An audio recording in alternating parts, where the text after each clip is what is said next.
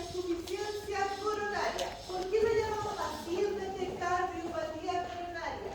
Porque en el fondo es un desequilibrio entre lo que necesita el corazón de oxígeno y lo que le estamos aportando a ese corazón de oxígeno. ¿Cómo llega el oxígeno para fabricar el ATP y para que funcione el corazón?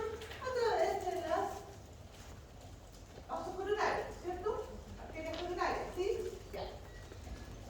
Pero lo más importante son qué factores hacen que haya un desequilibrio entre el aporte, que está dado principalmente por el flujo sanguíneo en las coronarias y por la extracción de oxígeno, es decir, cuál es el contenido de oxígeno que llega a través de la sangre de la coronaria y cuánto saca el corazón. Además, eso también depende de este equilibrio de cuánto necesites de oxígeno para que funcione el corazón. Y eso depende de, por una parte, la longitud de las fibras miocárdicas al empezar para poder realizar una fuerza que sea suficiente para la contracción, es decir, la tensión.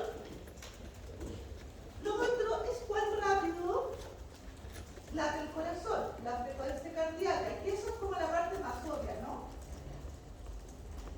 La otra es la contractibilidad, es decir, cuánto va a llegar a producir o cuánto va a inyectar, que es lo que finalmente se mide del volumen que entra al corazón, cuánto va a salir. Esa es la manera de medir cuál es la contractibilidad del corazón. Y tercero, obviamente, mientras más grande el corazón, en cantidad de miocardio, no solamente en volumen, más va a gastar oxígeno. ¿Cierto? ¿Súper claro? ¿Preguntas de esto? Entonces,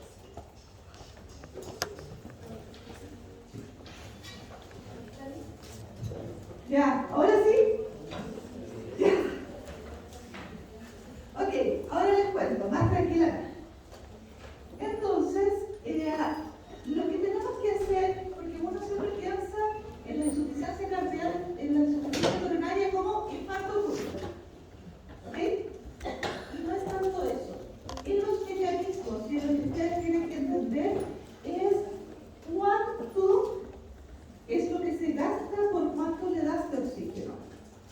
Y eso es un concepto fundamental porque significa cuidado del paciente. ¿Sí? Y acá lo que estamos viendo es la parte de abajo, que es el consumo de oxígeno. ¿Cuánto consumimos de oxígeno? 0,1 ml de oxígeno por minuto por gramo de tejido cardíaco, eso es lo normal. ¿Y por qué está dado? Primero, por cuánto oxígeno extrae el corazón. Para saber cuánto oxígeno extrae el corazón, lo primero que tenemos que ver es el contenido de oxígeno en la llegada arterial y el contenido de oxígeno en las venas del corazón. Y eso nos da una extracción de aproximadamente un 75%, lo que hace que la diferencia entre la sangre arterial y venosa en oxígeno es alrededor de 0,15 ml ml de oxígeno por ml de sangre. Y eso lo tiene que multiplicar por la frecuencia, que serían 0,7 aproximadamente, no lo estamos viendo por minuto solamente, sino que son 0,7 ml de sangre por minuto por gramo de tejido. Si ustedes multiplican las dos, en realidad les va a dar alrededor de 0,105 ml de oxígeno por minuto por gramo de tejido. Pero eso es aproximadamente cuál es o cuánto es lo que consume el corazón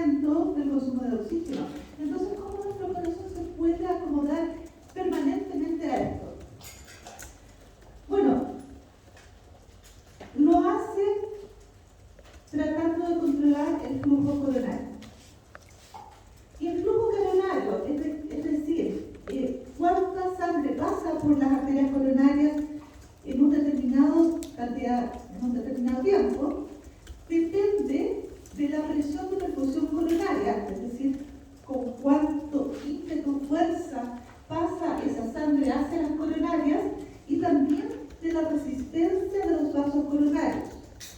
¿Se contraen los vasos coronarios? Sí, también. Pero hay otros factores que son quizás más importantes que eso. Resistencia coronaria, que es lo que ustedes están pensando cuando piensan en infarto. Resistencia coronaria, que es lo que están pensando cada vez que se contrae el corazón. ¿Por qué? Porque la resistencia de los vasos coronarios tiene que ver, por esta fórmula, con la viscosidad de la sangre, es decir, aquellas que tienen poliglobulia generalmente tienen más infartos. Sí, por esta razón. La longitud de las arterias coronarias y también por el diámetro de las arterias o el radio de las arterias coronarias. Les quería traer unos videos de geografía que no pude, no me sirvió para poder incluirlos, pero créanme que hace poco vi a un par de pacientes, uno que tenía una lesión del tronco de la coronaria izquierda, es decir, una única lesión importante, grave en salud, versus otro paciente que había estado todo el día sentando y que nunca se quiso ver realmente que sus coronarias eran filiformes.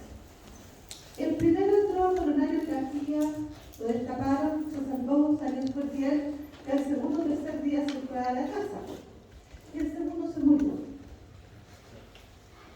Entonces, si uno piensa en esto, tiene que considerar cada vez que hace algo, o sea, cada vez que piensa en si es normal o no el flujo, hay que ver esto. Y esto es lo que no pensaron cuando estaban adentro de la coronariografía. Había un solo enfermero, que yo lo conozco y es espectacular, pero el resto miraba como el paciente tenía dificultades. Y yo le dije, o sea, si está desaturando, el paciente se va a morir. Y se murió. ¿Cuál es la otra cosa? Es que no puede bajarle la presión. Porque eso fue lo otro que le pasó. Porque tiene que ver con la presión de perfusión coronaria. ¿Cuál es la presión de perfusión coronaria? ¿Es más importante la sístole o el diástole? Sístole, dice por acá. Diástole. Las dos. Bueno, ganó diástole. ¿Por qué?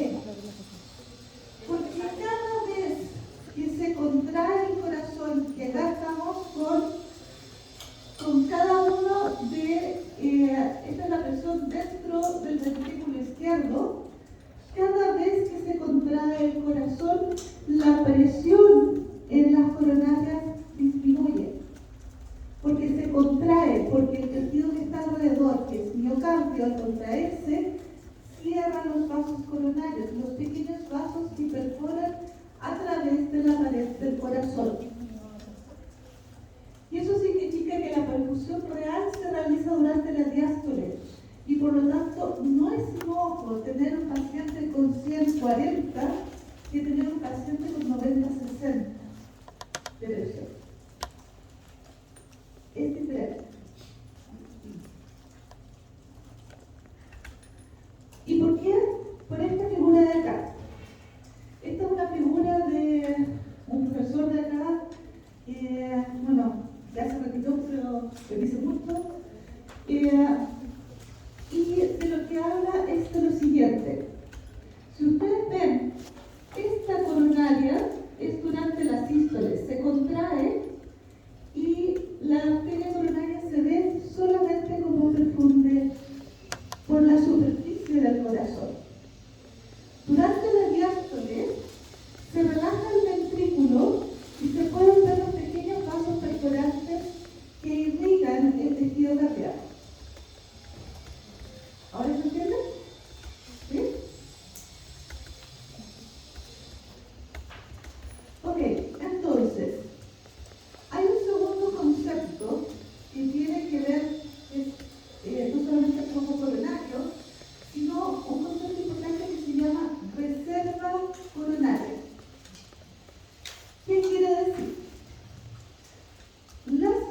coronarias tienen un flujo autorregulado entre la presión de perfusión, que acuérdense que era diastólica, de 50 a aproximadamente 130 de diastólica.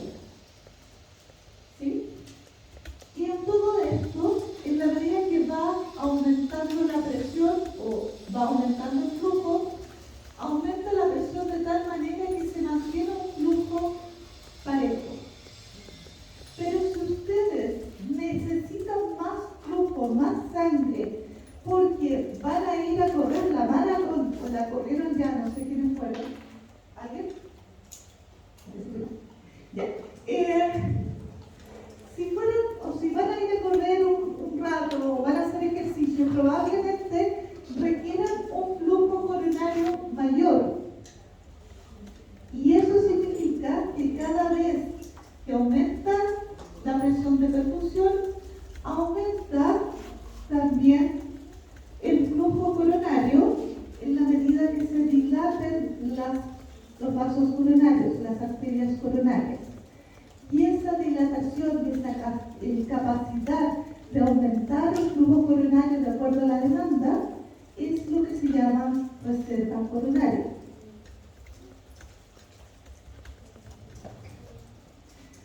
Es una regulación metabólica del flujo coronario. Es una adaptación del flujo a la demanda por cambio en esta resistencia vascular que era lo que habíamos visto anteriormente. Pero tiene que ver más bien con el diámetro.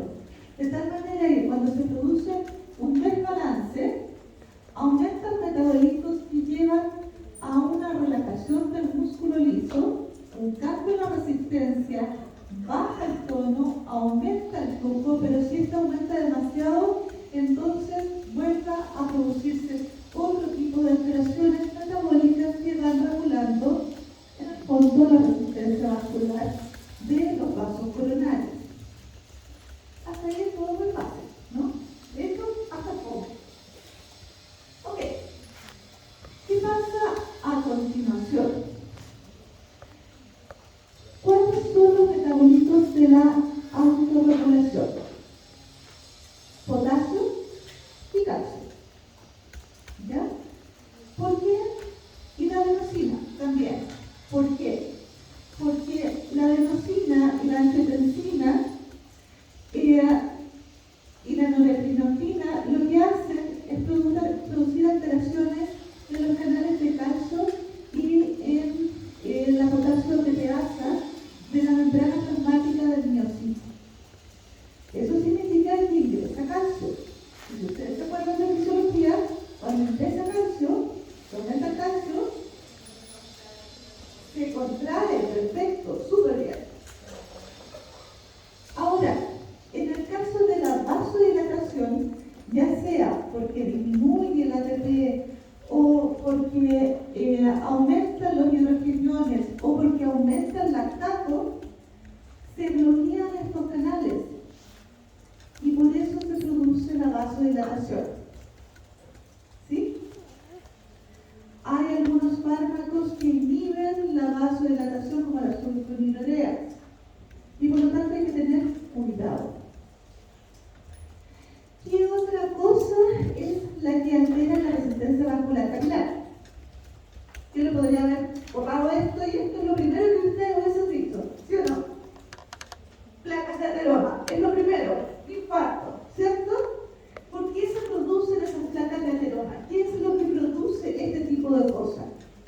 Bueno, en un endotelioma normal tenemos que saber que hay una relación entre el inhibidor y el factor activador de plaquetas, que hay un equilibrio entre ambos, y hay factores endoteliales que inhiben la adhesión plaquetaria, promueven la vasodilatación, controlan el shear stress y impiden que los leucocitos se unan. Pero resulta que cuando hay un endotelio disfuncionante y esto no se sabe muy bien o completamente por qué, de hecho hay familias que a los 40 años todos tienen infarto y lo único que nosotros decimos, oh señor, lo siento, usted tiene una disfunción endotelial. ¿Qué significa la disfunción endotelial? Que cualquiera de estas cosas se lateral. Y tiene que ver con una disminución del factor endotelial, con una alteración del inhibidor de la activación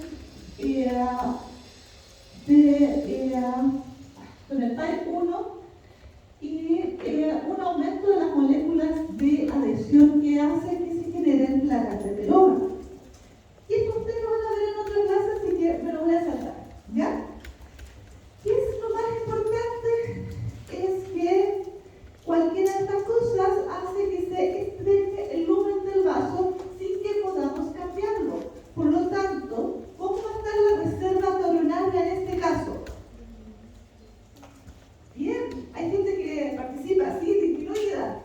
Ok, eso significa que van a tener algo que está fijo y que no lo van a poder alterar.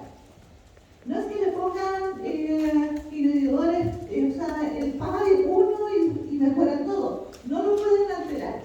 ¿Qué es lo que sucede entonces? La isquemia miocárdica, que normalmente es un trastorno metabólico, ¿ya? Pero es porque hay un flujo que es inadecuado a la demanda metabólica de esos miocardiocitos, ¿ok? Y que pueden estar dando, o sea, y que genera varias cosas. Desde el punto de vista metabólico, lo más importante es que no alcanza a llegar todo el oxígeno que necesita ese tejido. Desde el punto de vista del ventrículo, se produce una disfunción que vamos a ver después, de insuficiencia cardíaca, ¿ok? Y desde el punto de vista eléctrico, se producen alteraciones eléctricas. ¿Qué significa eso en la clínica? ¿Ah? ¿Puede haber taquicardia? ¿Qué más? Bueno, en general van a verlo con el doctor Castillo el título de arritmias, ¿ya? Y esas arritmias pueden ser tan graves como dijo bien su compañero, una taquicardia ventricular o una fibrilación ventricular, ¿ok? Por lo tanto, lo peor es que les toca a ustedes, porque generalmente son los primeros que ven las pantallas y hay que reaccionar, ¿ok? Entonces tienen que tener claro que esa es una de las cosas que pueden suceder y obviamente lo único que ve el portero más que ustedes es que le duele el pecho y le cuesta respirar, ¿ok? Si eso es lo único que ustedes dicen de una isquemia, significa que es igual que el portero, ¿ok?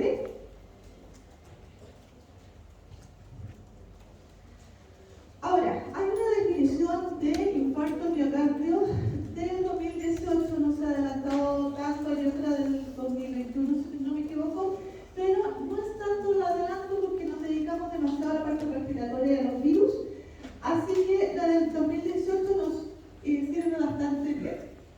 ¿Y cómo se define una infarto miocardio? Es aquel que tiene los síntomas. ¿Qué síntomas? ¿Cómo la angina? ¿Quieres saberlo? ¿Lo saben? ¿No? Ya. El paciente generalmente llega, pero este es el cuadro, ojo, este es el cuadro habitual, o la angina típica, que ha sido estudiado en hombres de 50 años. Que llega con un dolor, ya sea precordial o retroesternal opresivo, sensación de pata. Uno le pregunta, ¿siente una pata de elefante sobre el tórax?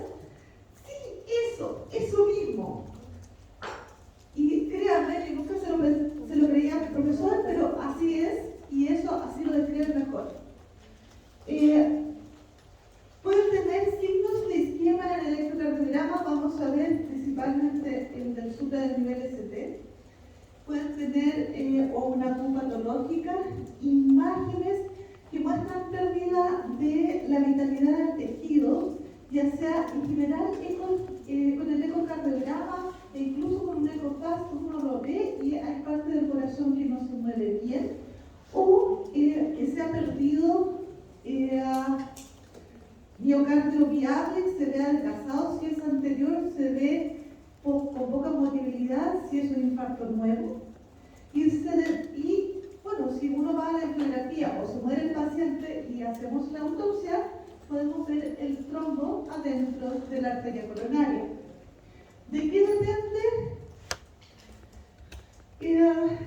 En general, uno puede ver el principal marcador es la troponina, y esto se ve alterado cuando hay un infarto, pero también este infarto puede deberse a algunas otras causas o está relacionado con otras causas como hipotensión, shock, hipoxemia, anemia, una arritmia ventricular o auricular también, yo lo he visto, insuficiencia cardíaca y enfermedad o insuficiencia renal también tienen que ver con el aumento de la troponina sin necesariamente tener una isquemia. Por lo tanto, cuando ven una isquemia tienen que tener todo lo anterior. ¿Sí? Ok. Y en nuestro gráfico de la reserva coronaria, ¿qué es lo que sucede? Lo que sucede es que en vez de llegar hasta esta presión de perfusión allá arriba, no llega el flujo a superar, en este caso, por ejemplo, 3 ml minuto por gramo. ¿Por qué? Porque hay una oclusión, o una obstrucción, una disminución del calibre.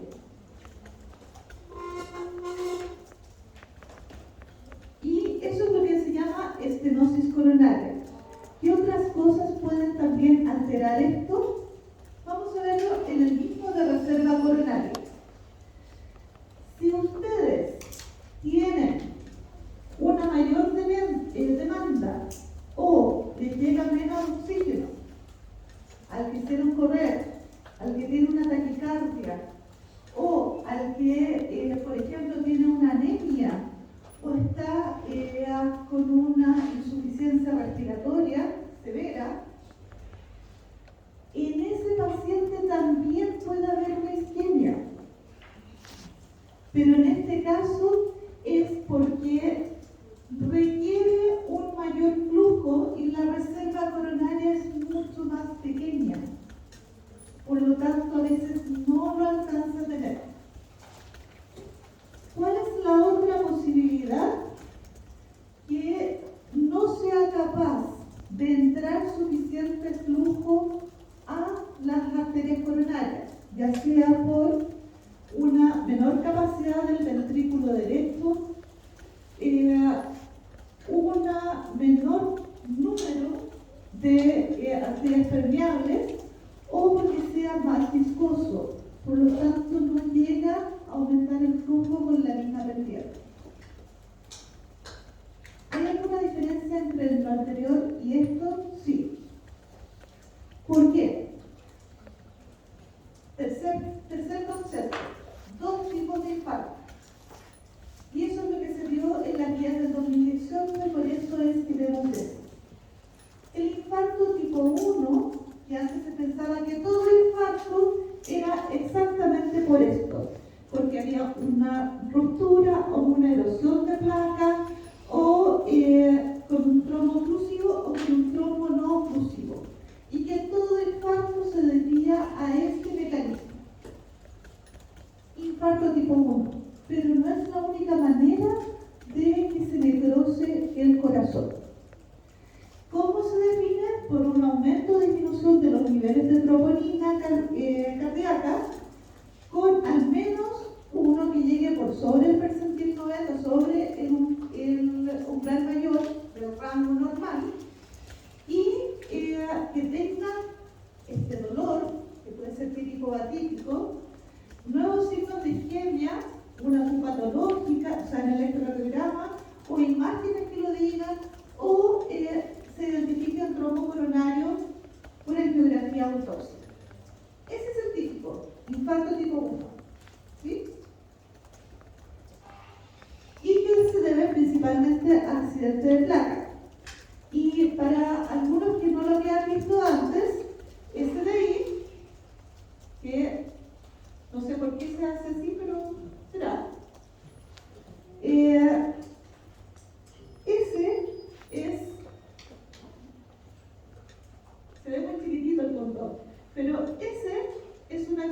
placa.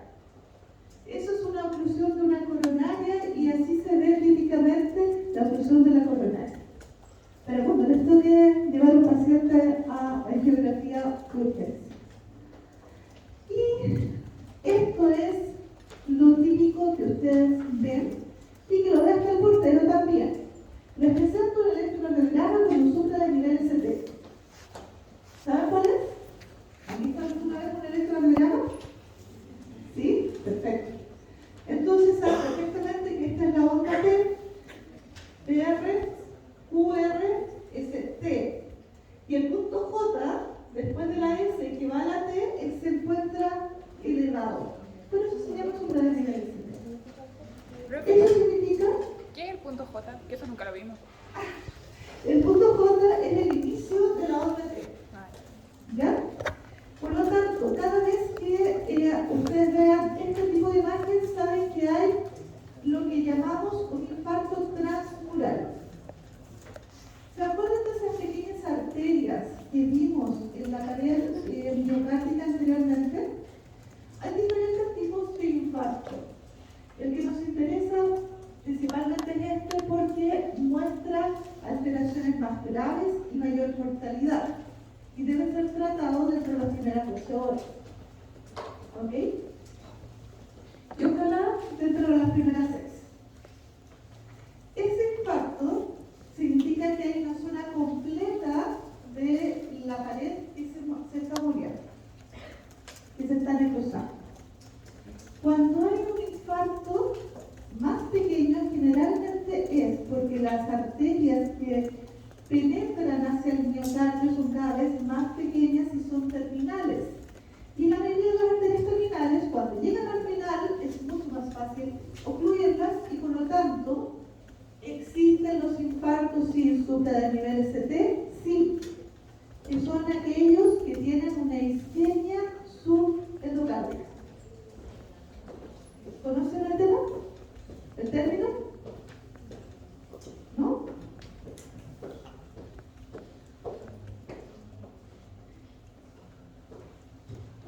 ¿No tenemos mucho acá? Pero si ustedes tienen una pared acá, y lo estoy dibujando al revés, lamentablemente, pero y aquí está la coronaria, y aquí están los vasos que van entrando, ¿sí? Si ustedes tienen una necrosis acá, porque se ocurrieron estos vasos solamente, se llama YAM sin supra del nivel ST o subendocárdico. Y si esta necrosis es de toda la pared, van a tener un infarto con supra del nivel ST o transmural, que es el que estamos viendo ahí. Esa es otra manera de clasificar los infartos. ¿Y qué pasa? Que la mayoría de las veces a mí me preguntan, bueno, pero ¿esto será un infarto o no? Y el problema es que el infarto va evolucionando de normal a una elevación ST en horas con una onda R, comienza la Q, al día 1 o 2 ya pueden tener un supra con un infra posterior, una bifásica, una tribifásica, días después se normaliza el ST, pero tienen T invertidas y semanas después pueden tener una Q persistente. ¿Sí? Cualquiera de estos es un infarto. ¿Cuáles son los importantes? Los primeros. ¿Por qué? Porque son recientes. ¿Por qué? Porque ahí pueden hacer algo. Y este es el nuevo concepto que ustedes tienen que tener porque dependen de los cuidados del paciente. Es el infarto tipo 2. Y el infarto tipo 2 tiene que ver con todas aquellas cosas que podrían aumentar la demanda de oxígeno, el consumo de oxígeno del miocardio y que uno tiene que evitar cuando hay un paciente que es cardiópata conocido. ¿Sí? Ahora, ¿aumenta o disminuye la troponina? Sí, ¿ya? Pero no tiene relación con un trombo, no empezó de repente, no empezó de la nada. No es que el paciente estaba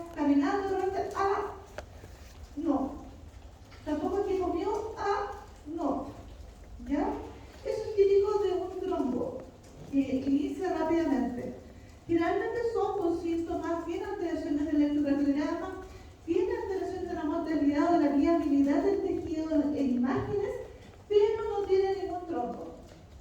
¿Y por qué se producen?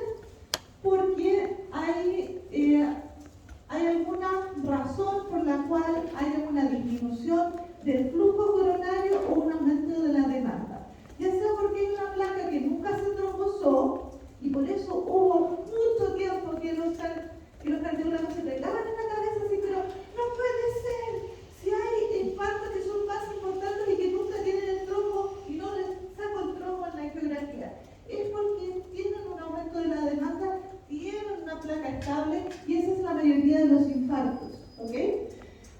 También pueden tener un vasoespasmo y esto lo estamos viendo principalmente en jóvenes. ¿Por qué? Cocaína. ¿Sí? ¿Ustedes saben hasta cuánto tiempo después del consumo de cocaína alguien puede tener un infarto? ¿Alguien sabe? Un mes. ¿Razón? No sabemos. Porque hay una disección, sí, también puede ser en personas que tienen, por ejemplo, alteraciones del colágeno tipo 4. Y también cuando hay un aumento en la demanda, aunque las coronarias estén absolutamente normales, como se produce, por ejemplo, en una taquicardia ventricular. ¿Sí? ¿Podría explicar de nuevo la tercera imagen? ¿Cuál? ¿Esta? Sí. Esto es por una disección de la pared de la coronaria. ¿Qué significa eso? Igual que la disección de la aorta, ¿lo han escuchado?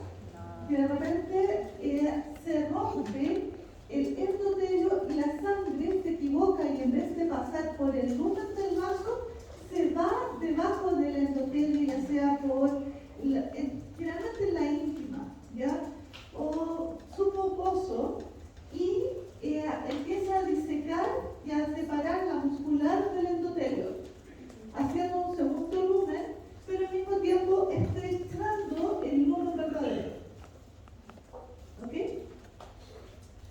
El otro ya lo vimos. Entonces, ¿qué es lo que uno puede pensar si uno tiene una troponina elevada? Tiene que ver si esta sube o baja. Si es que la encontraron cuando estaba empezando el infarto, va a subir, ¿cierto? Si la encontraron, si la midieron y me dieron la segunda, cuando ya se produjo el infarto y pasan las 12 horas, va a bajar, ¿ok?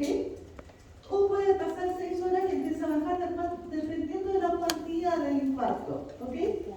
Entonces, si hay una isquemia aguda, si hay un infarto agudo, si es con un trombo, es un infarto tipo 1.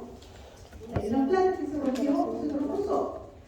Si es que no hay ningún trombo, obviamente que no le pueden poner trombolíticos y tiene que ver con infarto tipo 2 y tiene que ver con, por ejemplo, lo que más vemos es, bueno, en coronavirus veíamos insuficiencia respiratoria, pero normalmente son las crisis hipertensivas.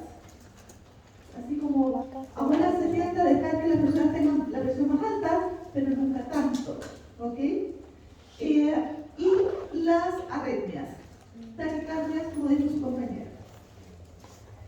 Si no hay isquemia, entonces puede haber algo así, sí. Puede haber una daño al miocardio, sí, con insuficiencia cardíaca o con una miocarditis.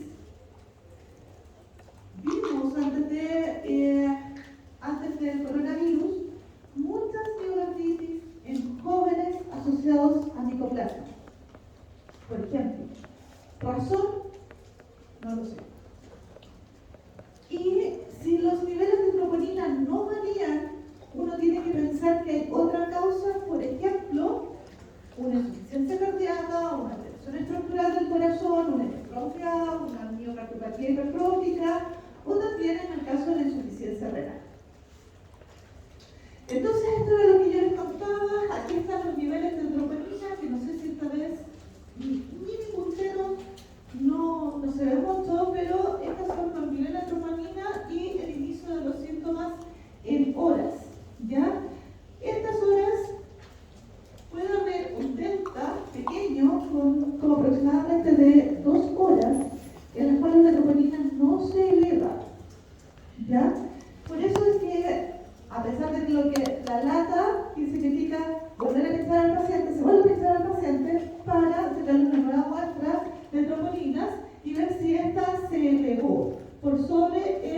sentir.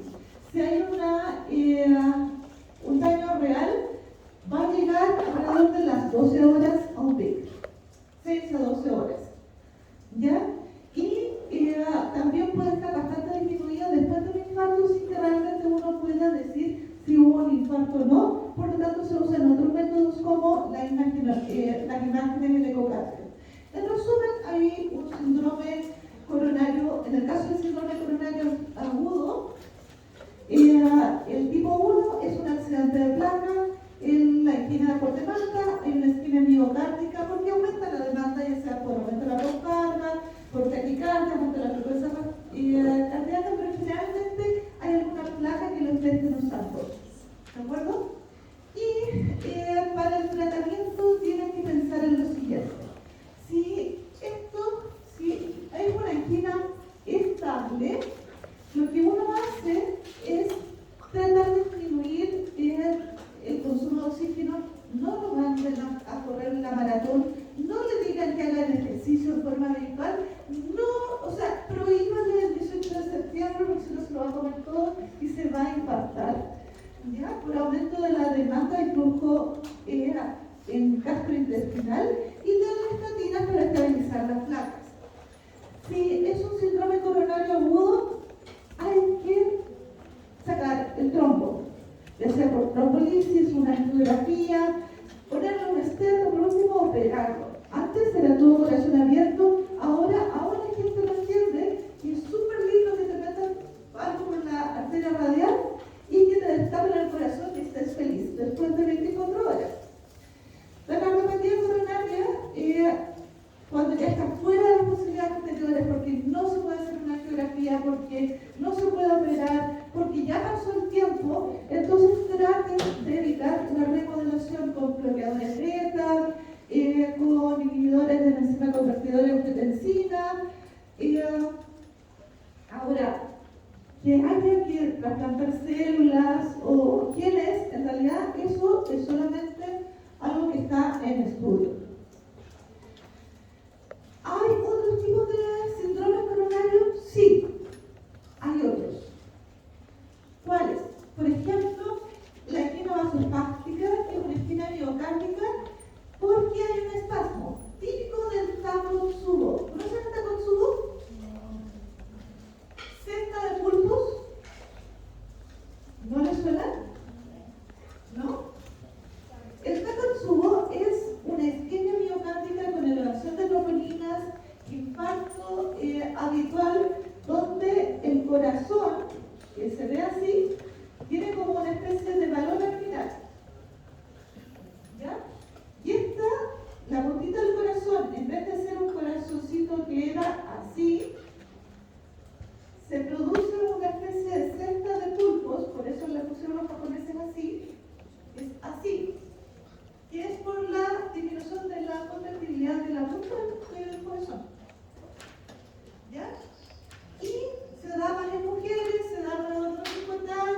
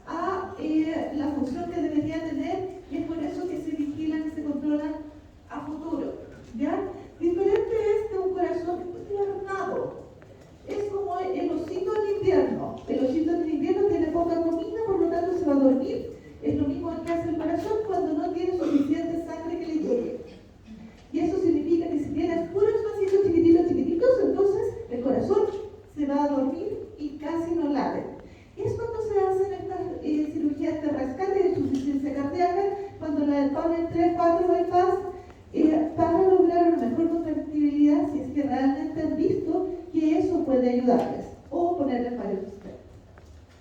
Y el precondicionamiento isquémico es parte de lo que quiero contarles. Hay buenas noticias. Sí, hay buenas noticias. Ustedes saben que en la actualidad, durante la pandemia, una de las cosas que dijeron es que existen los síndromes coronarios crónicos o la angina crónica. Y quiere decir que hay personas que permanentemente están con dolor. Aparte que esos dolores no suben las trombolinas, son más pequeños, tienen, recuerden, menos de media hora prácticamente no suben las enzimas cardíacas. Se producen pequeños microisquemias. Y esas microisquemias aparentemente permiten que una persona pueda seguir viviendo o pueda resentir mejor un infarto posterior. ¿Cómo se ha visto esto? Con perros y ratas. A los perros y ratas les crecen las arterias, se las vasocontraen una vez, otra vez, pequeñas isquemias, después de hacer un infarto, y los que se habían contraído antes tienen infartos de menor tamaño. ¿Qué es eso lo que están viendo allí? Pequeñas isquemias antes. ¿Cuál es la otra manera? Lo hicieron con ratas. Las metieron adentro de las cajitas, les pusieron las atrás sin fin y lo hicieron correr así horas hasta casi estaban con unas frecuencias cardíacas horribles, y ese precondicionamiento disminuyó el tamaño del infarto. ¿Qué quiere decir? Que aquellos que por allá arriba que salen a trotar permanentemente y si lo siguen haciendo hasta los 70 o 80 años, lo más probable es que si les da un infarto, independiente de todos los factores familiares, probablemente va a ser el infarto menor en ustedes que en el resto de los familiares que no hacen ejercicio. Y por lo tanto, todos los que están más abajo y que ya conocieron eso, van a decirle a sus pacientes, en la medida que no tengan una arteria tapada, ya empieza a correr antes de que se infarte. ¿Cierto? Perfecto. ¿Y qué es lo otro? Hay una cosa extraña.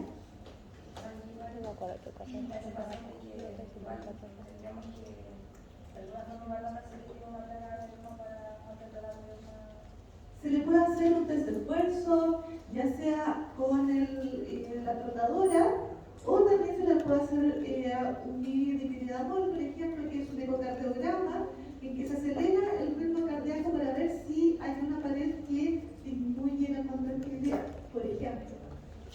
Estas son las cosas que se hacen en forma habitual. En el más joven se hace generalmente el test de esfuerzo.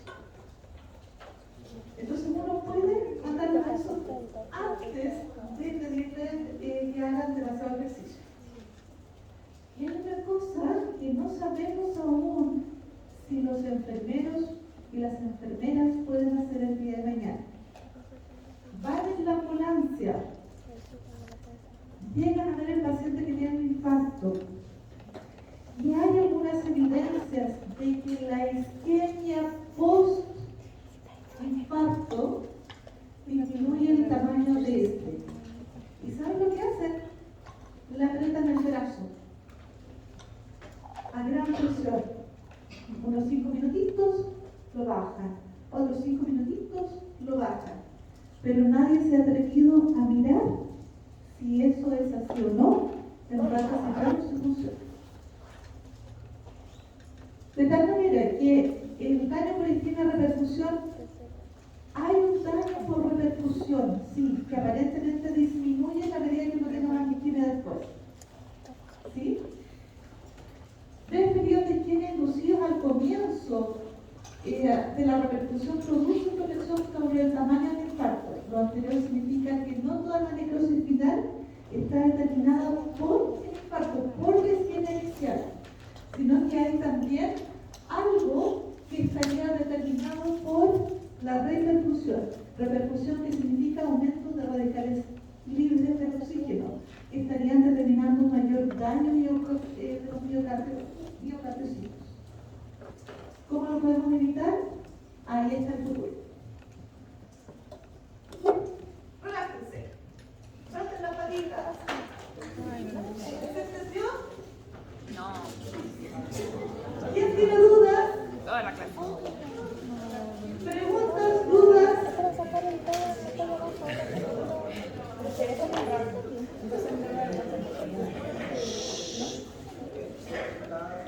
anomalía en la discusión con auscultación? No, con auscultación no. En realidad, lo único que tú puedes, a ver, a un framework con todos los ruidos que grabó, lo único que puedes tener es hacer ruido por rompecabezas de la pared, por ejemplo. Pero